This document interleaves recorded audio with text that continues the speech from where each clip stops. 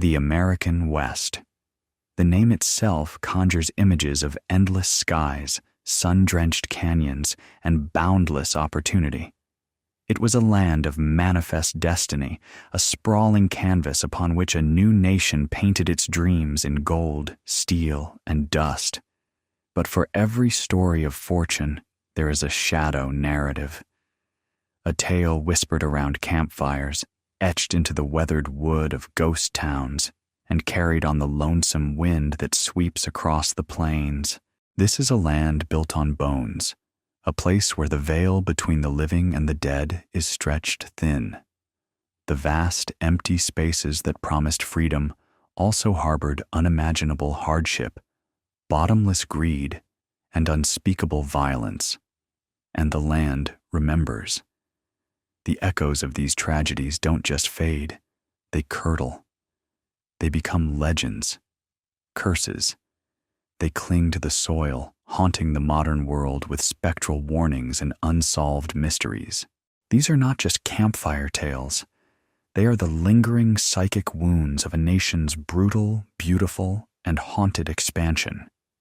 These are the legends that still curse the American West, brought to life. Our journey into the shadows begins in the jagged, sun-scorched peaks of Arizona, a place where the promise of gold created a curse that has claimed lives for over a century. The legend of the lost Dutchman's gold mine. In the 1870s, a German immigrant named Jacob Waltz supposedly emerged from the treacherous Superstition Mountains east of Phoenix, carrying a fortune in high-grade gold ore. He was a secretive, cantankerous old man, and on his deathbed in 1891, he allegedly drew a crude map and described the mine's location to a neighbor, Julia Thomas. He spoke of a natural stone arch, a prominent peak that casts a shadow at a certain time of day, and a hidden entrance. But his directions were cryptic, a fever dream riddle. Waltz died, and the curse was born. Julia Thomas spent her fortune searching for the mine and found nothing, dying penniless. Since then, thousands of prospectors, or Dutch hunters, have been lured by the legend. The mountains have swallowed them whole. Men have vanished without a trace, their camps found abandoned. Others have been discovered dead under mysterious circumstances, some from dehydration or falls, but others, disturbingly, from gunshot wounds, their bodies found without their heads. The Apache people, whose ancestral land this is, have long warned that the mountains are sacred and protected by thunder gods. They tell stories of a hole in the ground that is a gateway to the lower world, a place where a terrible price is paid for stolen treasure. Today, the Superstition Mountains are a wilderness area, yet the hunt continues. Hikers report hearing disembodied whispers, seeing shadowy figures darting between the saguaro cacti, and feeling an overwhelming sense of being watched. The curse of the lost Dutchman is not just about gold. It's about the unforgiving nature of the land and the madness that greed can inflict upon the human soul. The mine remains lost, but the curse, it seems, has been found by many. But not all curses are born of greed. Some are forged in the crucible of absolute desperation, high in the snow-choked passes of the Sierra Nevada. In the spring of 1846, the Donner Reed Party, a group of pioneers bound for California, made a fatal decision. They chose to take a new, unproven route called the Hastings Cutoff, which promised to shave weeks off their journey. Instead, it added a month of brutal travel through Utah's Wasatch Mountains and the Great Salt Lake Desert. This catastrophic delay meant they reached the Sierra Nevada mountains just as the earliest, heaviest winter in recorded history began to fall. Trapped by blizzards near what is now Truckee Lake, their supplies dwindled to nothing. Starvation gave way to madness. They ate boiled leather, then their dogs, and finally, the frozen bodies of their fallen companions.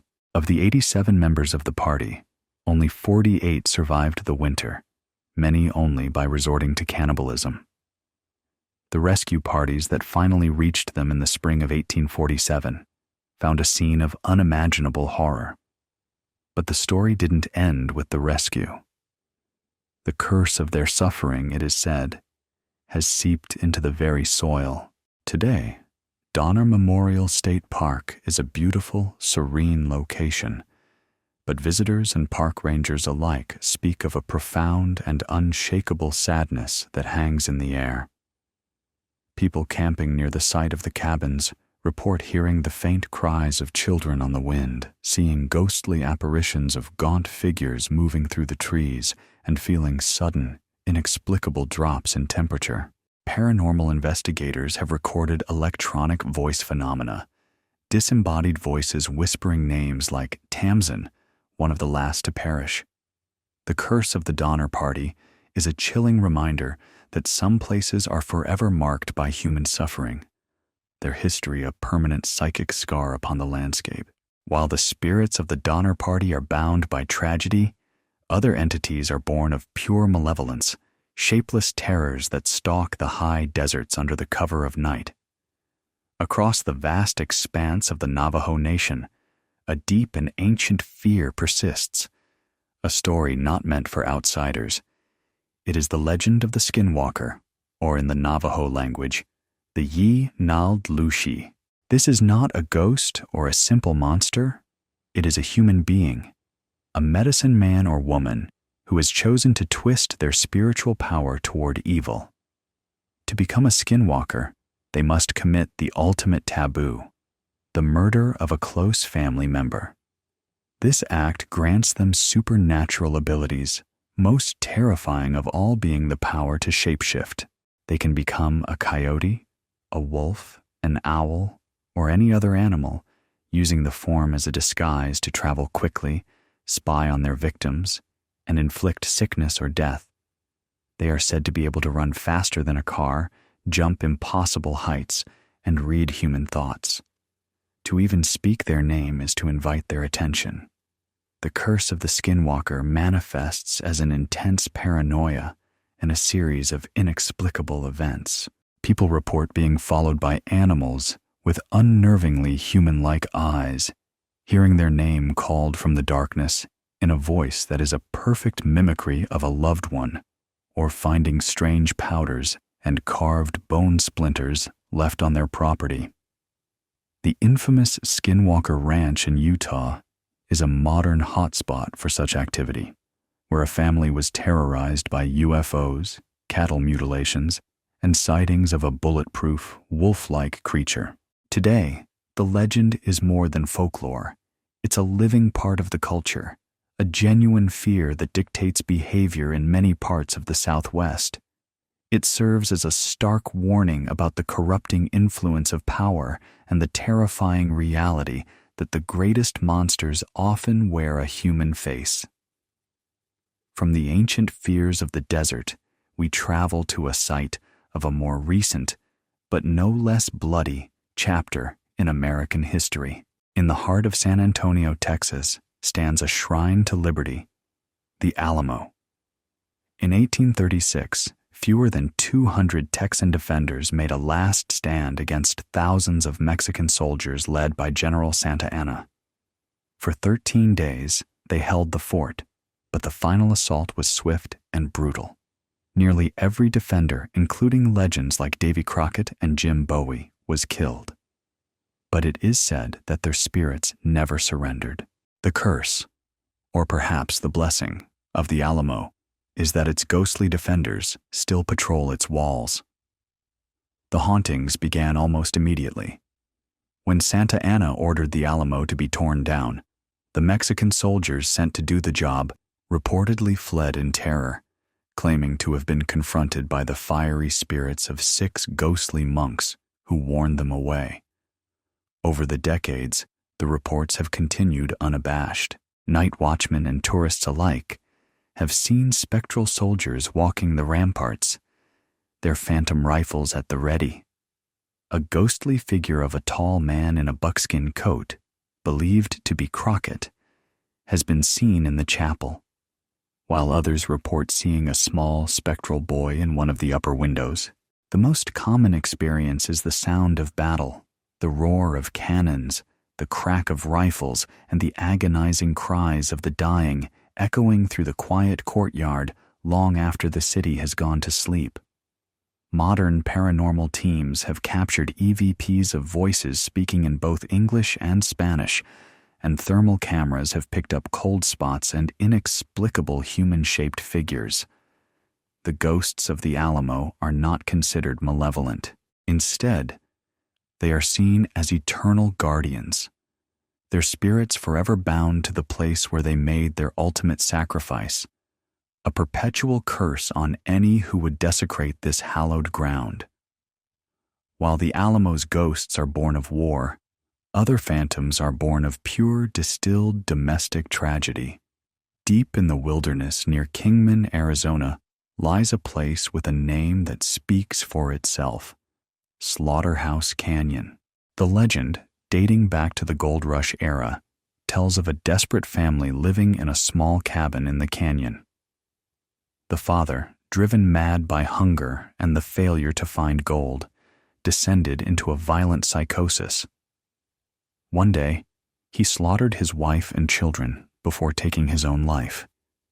The story is a grim archetype of pioneer-era despair, but the canyon, it seems, refuses to let the tragedy fade. Those who dare to venture into Slaughterhouse Canyon after dark, especially near the ruins of an old stone cabin believed to be the site of the murders, report a horrifying cacophony of paranormal activity. The most prominent and soul-shattering sound is that of a woman's wail, a cry of pure agony and loss that echoes off the canyon walls, so real and so raw that it has sent even the most hardened explorers fleeing in terror. Others have heard the faint, ghostly laughter of children, which quickly turns to screams of pain.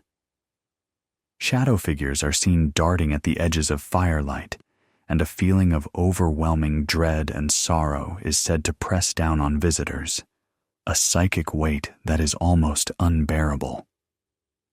The curse of the canyon is a powerful one, a permanent emotional stain left by an act of unimaginable violence.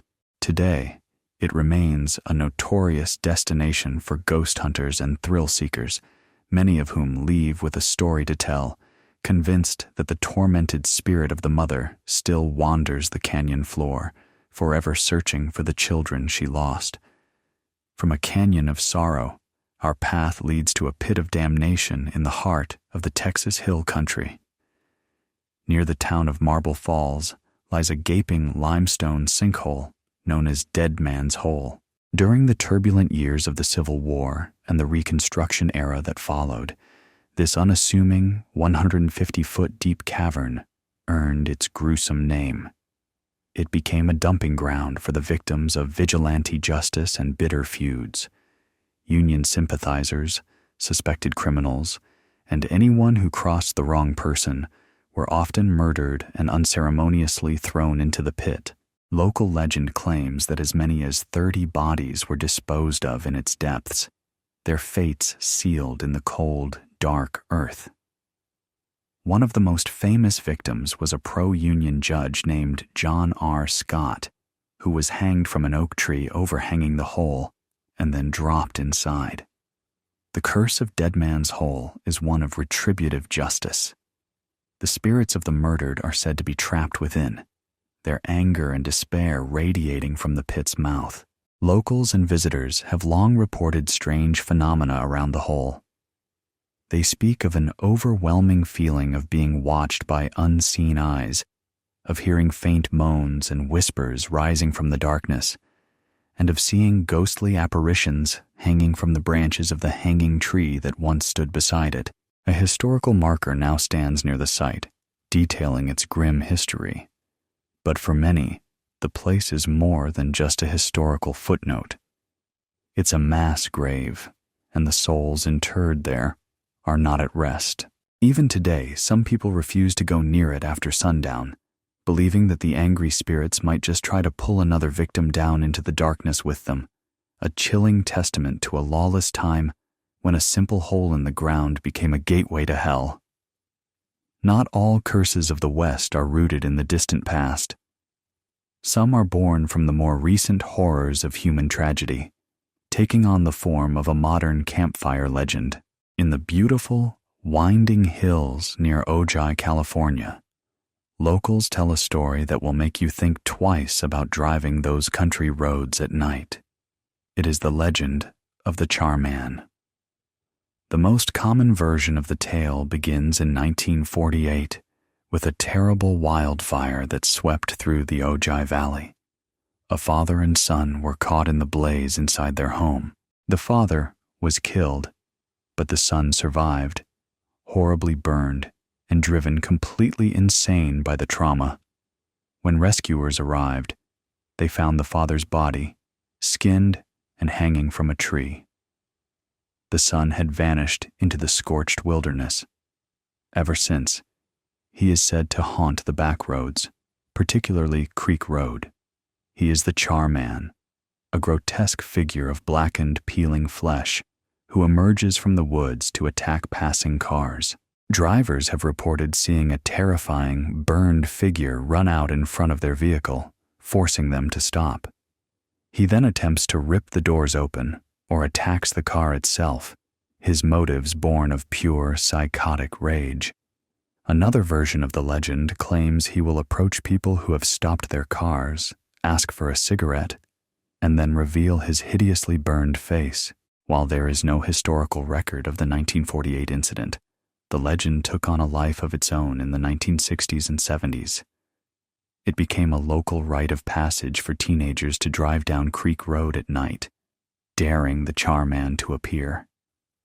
The story is a potent blend of real-world fears, wildfire, disfigurement, and random violence, and classic monster-in-the-woods folklore.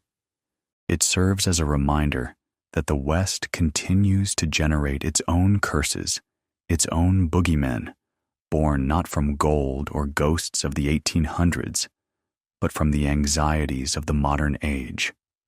The Char-Man may not be real, but the fear he inspires on that dark, lonely road certainly is. Perhaps the most pervasive and heartbreaking spirit of the American Southwest is not tied to a single location, but to the life-giving waterways that crisscross the arid landscape. She is La Llorona, the weeping woman. Her story, with roots in Aztec mythology and Spanish colonial folklore, has been told for centuries, a cautionary tale whispered to children to keep them from wandering near the water after dark. The legend tells of a beautiful woman named Maria who, in a fit of jealous rage after being scorned by a wealthy nobleman she loved, committed an unforgivable act. She took her own 2 children to the river and drowned them. The instant she realized what she had done, she was consumed by guilt and grief and drowned herself in the same river. But she was denied entry into the afterlife, cursed to wander the earth for eternity, searching for the children she murdered.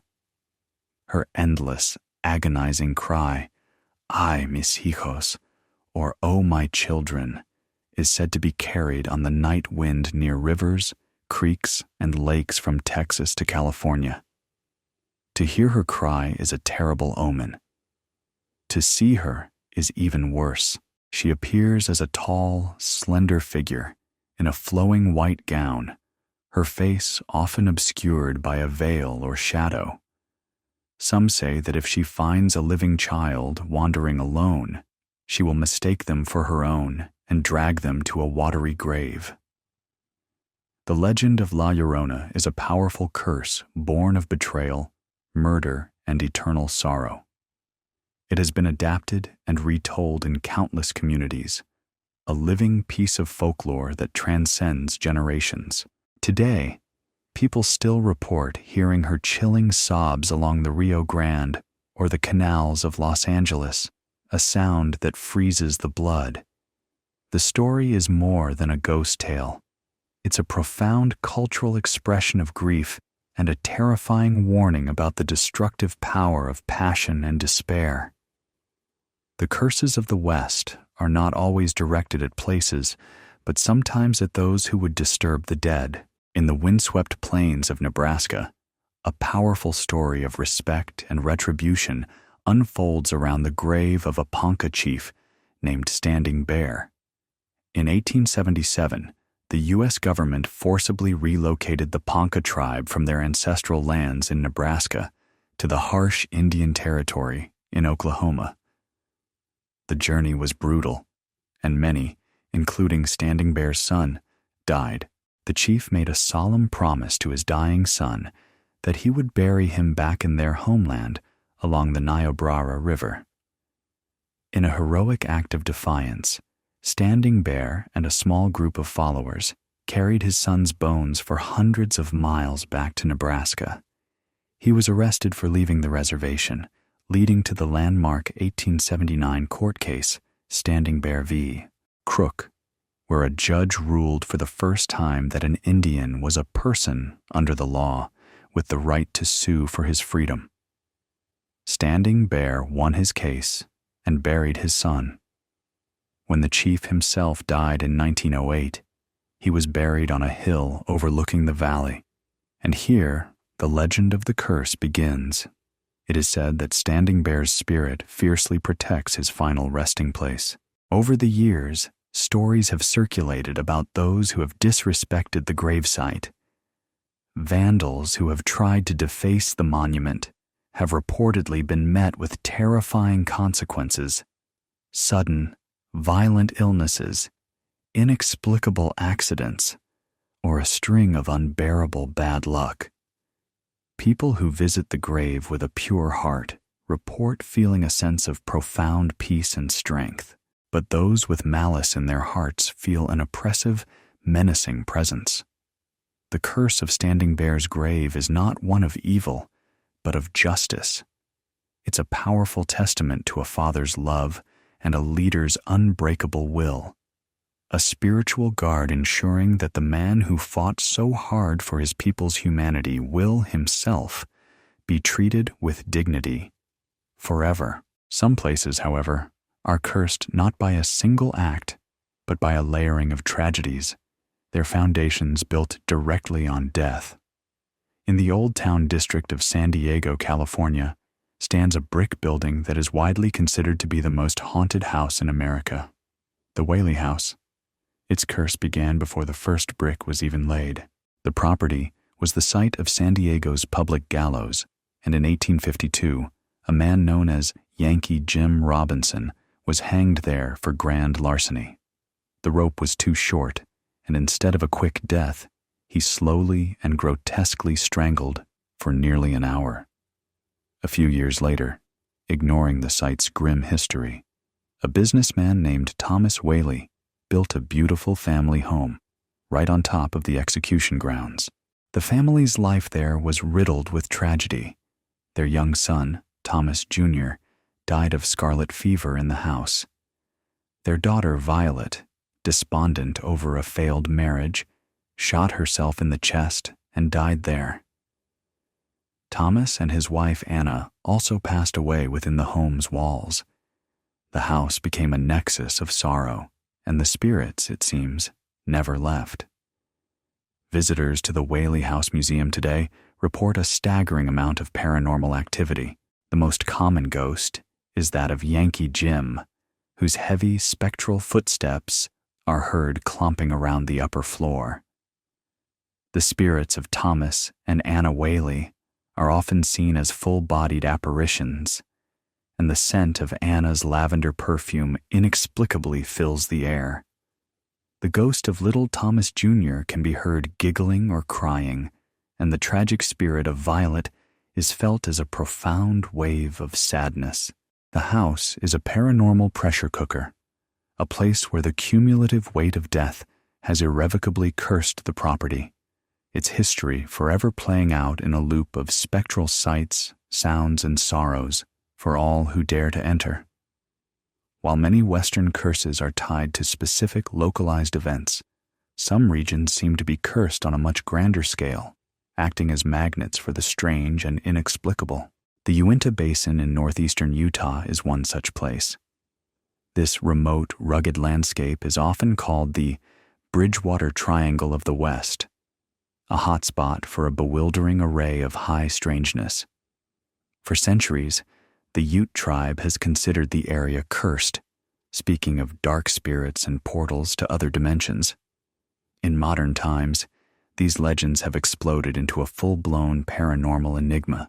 The basin is one of America's most active UFO corridors, with residents reporting hundreds of sightings of strange lights, silent triangular craft, and low-flying orbs that seem to interact with observers.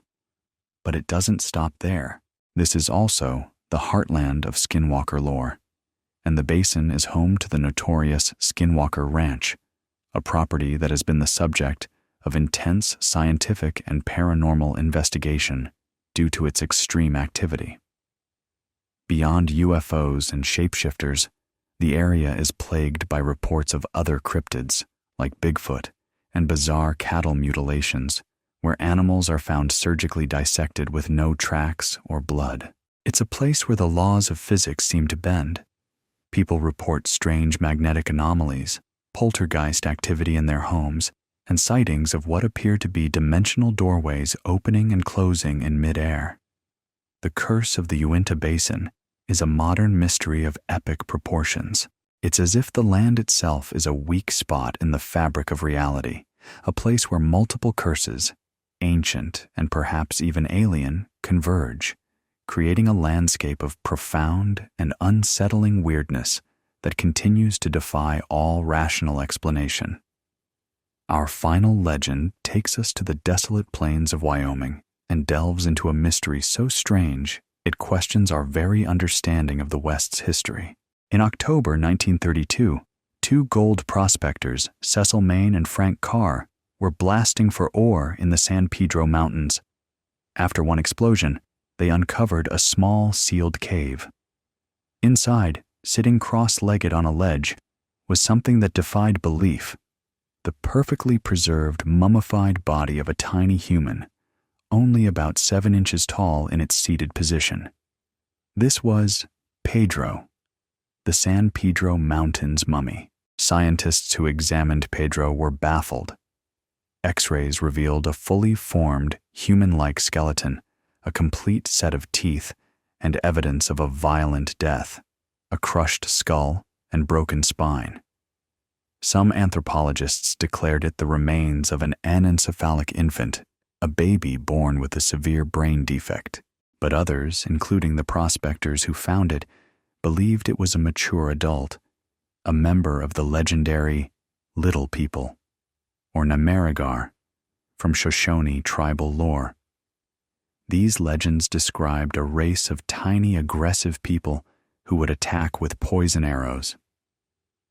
The curse of Pedro began almost immediately after his discovery.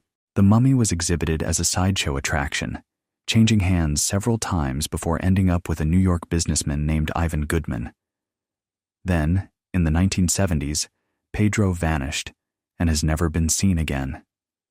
Legends say the Little People enacted their revenge, cursing anyone who possessed or profited from the remains of their kinsmen. Cecil Main, one of the original discoverers, was said to have been plagued by misfortune. The disappearance of the mummy only deepened the mystery, leading to theories of a government cover-up to hide evidence of a previously unknown race. Today, the story of Pedro exists in a gray area between science and folklore, a curse of the unknown. Was he a tragic medical anomaly, or proof of a secret history written in the rocks of the American West?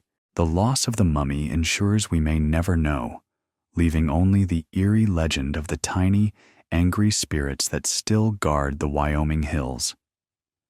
If you enjoyed this journey into the haunted heart of the American West, please click the like button and don't forget to subscribe to the channel for more explorations into history's darkest corners.